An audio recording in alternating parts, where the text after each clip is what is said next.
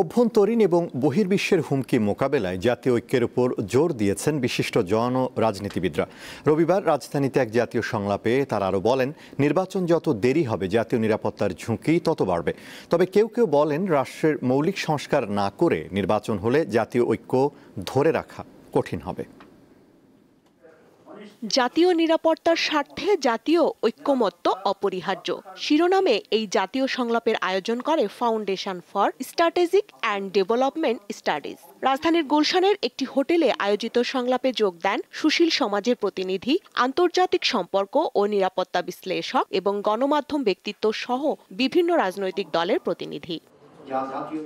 জাতীয় সংলাপে দেশের অভ্যন্তরীণ এবং বহির্বিশ্বের সম্ভাব্য হুমকি মোকাবেলায় নানা পরামর্শ দেন সুশীল সমাজের প্রতিনিধিরা। যদি আমরা জনগণকে চিন্তা করতে না পারি এর বিপরীতে, তাহলে যেটা হবে আমরা শেষ পর্যন্ত বিদেশি শক্তির হাতের একটি ঋণক থাকব জাতীয় ঐক্যের নামে। শুধু নির্বাচনই নয়, গণতান্ত্রিক উত্তরণ দরকার, একটা স্থিতিশীল, একটা স্থায়ী, একটা টেকসই গণতান্ত্রিক ব্যবস্থা আমাদের গোড়াপত্তন করা দরকার।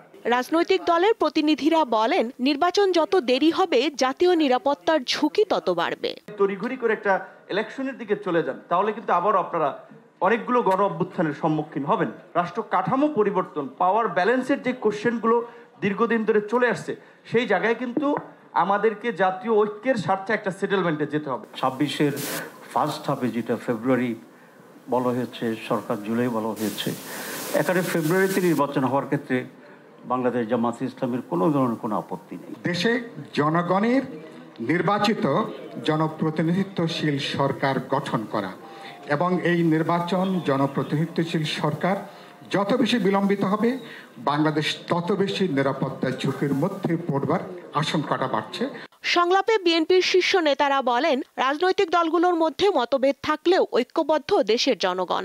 এখন শুধু দরকার দেশের জনগণের ক্ষমতায়ন এবং সার্বভৌমত্ব নিশ্চিত করা। পিআরএ হলে এটা তো দলের হবে, ব্যক্তির দল প্রতিনিধি হবে না। পিআর সিস্টেমে যদি নির্বাচন হয় আর ওই সংখ্যা ভিত্তিতে যদি এমপি হয়, তো একটি এলাকার এমপি নির্ধারিত কেউ বলতে পারবে না।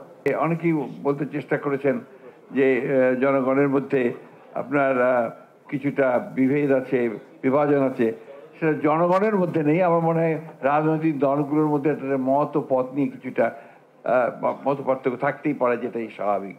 প্রতিটি ক্রান্তিকালে, প্রতিটি সংকটে বাংলাদেশের মানুষ ঐক্যবদ্ধ হয়ে তারা বাংলাদেশের নিরাপত্তা রক্ষা করেছে, বাংলাদেশকে রক্ষা করেছে।